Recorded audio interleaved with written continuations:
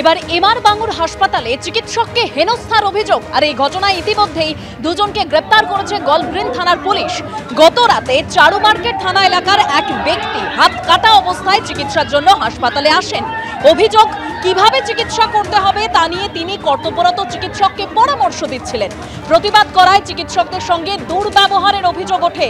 অভিযোগ, ওই ব্যক্তির ফোন পেয়ে হাসপাতালে ঢুকে চিকিৎসককে হেনস্থা করে বহিরাগতরা। এই ঘটনায় দুজনকে গ্রেপ্তার করেছে গলগ্রিন থানার পুলিশ।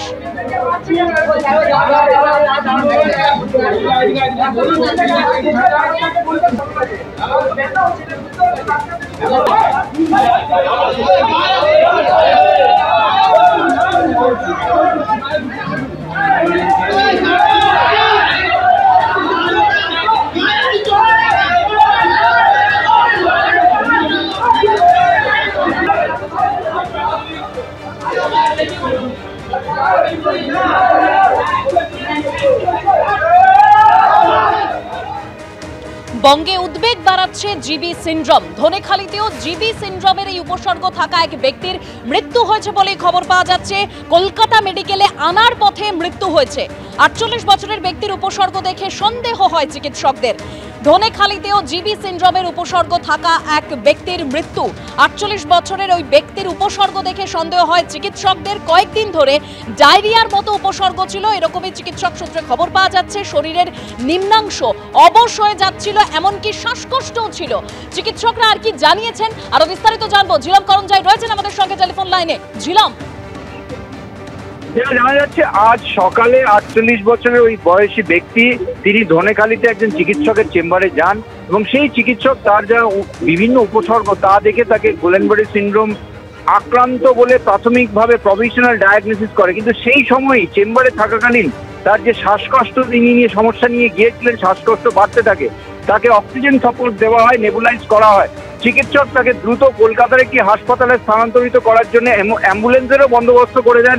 এরপরে কলকাতা মেডিকেল কলেজে তাকে স্থানান্তরিত করা হয়। পরিবারের পক্ষ থেকে যেটা জানা যাচ্ছে যে তাকে নিয়ে কলকাতা মেডিকেল কলেজের এমার্জেন্সিতে নিয়ে আসা হয়। সেখানে চিকিৎসকরা যখন দেখেন যে তার পালস নেই, তাকে যে চিকিৎসা যেগুলো দেওয়ার দরকার, অক্সিজেন দেওয়া এবং বিভিন্ন সাপোর্ট দেওয়া, তাতে কোনো সাড়া দিচ্ছেন না এবং চিকিৎসকরা তাকে মৃত বলে ঘোষণা করেন।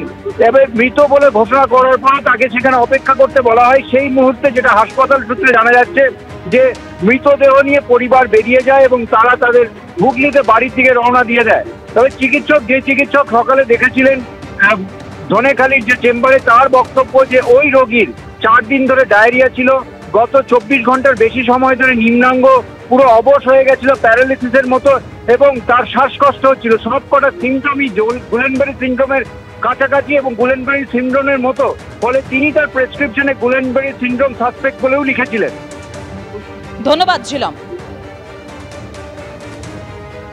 আমডাঙ্গার পর এবার জগদ্দল। আবার জিবি সিন্ড্রোমে আক্রান্ত হয়ে আরো এক কিশোরের মৃত্যুর খবর এবার সামনে আসছে। যেরকম জানা যাচ্ছে গত 26শে জানুয়ারি ওই কিশোরের মৃত্যু হয়েছে বিসি রায় শিশু হাসপাতালে। কিশোরের নাম দেবকুমার সাউ। ওই কিশোরের বাড়ি উত্তর 24 পরগনার জগদ্দলে। 1 সপ্তাহ ধরে হাসপাতালে চিকিৎসাধীন ছিল ওই কিশোর, খবর স্বাস্থ্য ভবন সূত্রে। বিসি রায় হাসপাতালে আরো 2 শিশু চিকিৎসাধীন রয়েছে। 2 শিশুর মধ্যে একজনের অবস্থা সংকটজনক, তাকে ভেন্টিলেশনে রাখা হয়েছে। এর আগে আমডাঙ্গা নিবাসী কিশোরের মৃত্যু হয় এনআরএস মেডিকেল কলেজে। ডেথ সার্টিফিকেটে সেপটিক শক জিবি সিন্ড্রোমের উল্লেখ রয়েছে।